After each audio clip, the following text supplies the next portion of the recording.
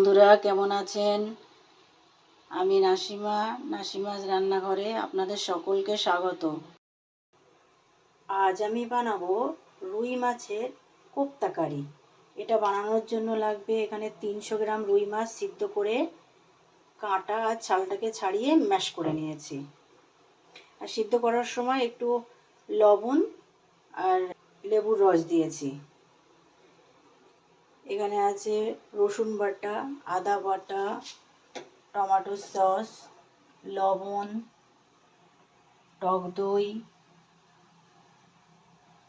একদম মিহি করে কুচানো পেঁয়াজ, কর্নফ্লাওয়ার, ডিমের সাদা অংশ একটা, এখানে আছে চিলি ফ্লেক্স, এখানে আছে সবুজ লঙ্কা কুচোনো, আদা কুচোনো, রসুন কুচোনো, 1 ফালি লেবু, গরম মশলা, জিরে আর ধনে আর সিদ্ধ করা আলু। তো চলুন বন্ধুরা, রান্নাটা শুরু করা যাক। তো প্রথমেই আমি এই ম্যাশ করা মাছের মধ্যে সিদ্ধ আলু একটা গ্রেট করে দিচ্ছি।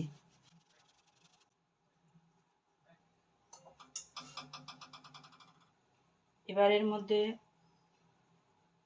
1/2 চামচ রসুন বাটা, 1/2 চামচ আদা বাটা। মাছটা আমার নুন দিয়ে সিদ্ধ করা আছে, ওই জন্য আমি এখানে অল্প একটু নুন দেব। তারপর দেব লাল লঙ্কা, ধনে, জিরে আর গরম মশলা, 1 টেবিল চামচ কর্নফ্লাওয়ার। যদি আরেকটু লাগে আবার দেব, মেখে আগে দেখে নিই। ডিমের সাদা অংশ। এবার একটু এটা ভালো মতো মেখে নেব।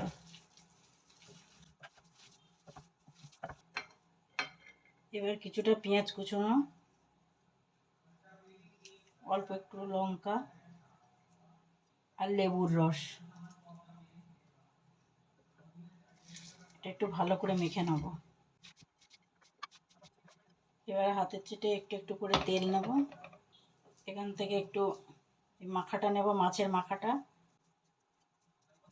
পুলি পিঠের মতন এটা বানিয়ে এই যে পেঁয়াজ আর লঙ্কা আর লেবুর রস দিয়ে মেখেছিলাম ওইটা এর মধ্যে দিয়ে দেবো একটু।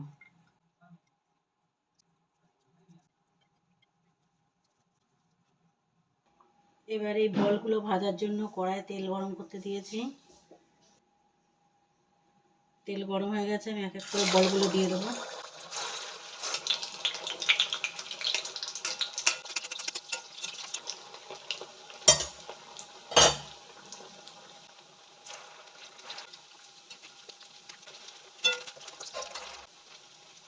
এটা ভাজা হয়ে গেছে, এবার তুলে নিচ্ছি।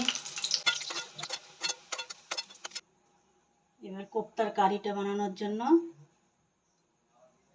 2 টেবিল চামচ তেল। তেলটা হালকা গরম হয়ে গেছে, এর মধ্যে রসুন কুচি দিচ্ছি।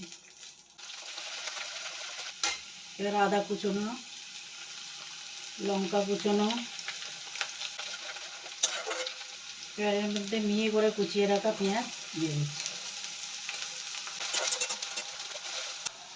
এই বাটিটার মধ্যে 1/2 চামচ জিরে, 1/2 চামচ ধনে,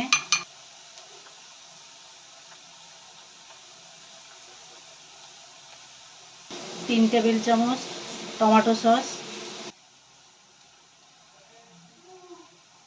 3 টেবিল চামচ টক দই, ভালো করে ফেটিয়ে নেব।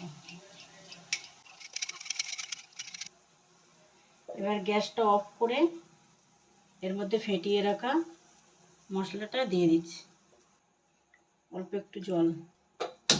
এবার গ্যাসটা জ্বালিয়ে নিয়েছি।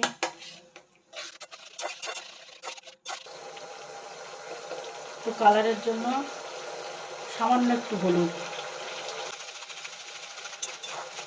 এবার এর মধ্যে আবার একটু জল দিয়ে দিচ্ছি। এবার এর মধ্যে ভেজে রাখা বলগুলো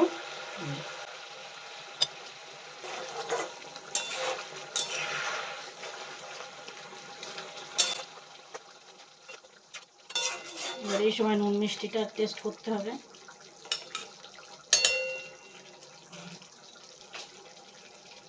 সামান্য একটু নুন লাগবে, আপনারা যে যার স্বাদ অনুসারে দিয়ে নেবেন।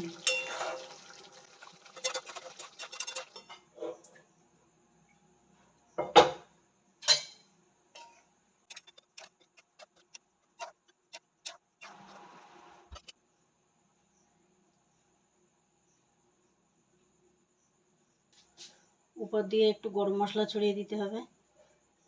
এবার গরম গরম ভাতের সঙ্গে পরিবেশন করুন রুই মাছের কোপ্তা কারি।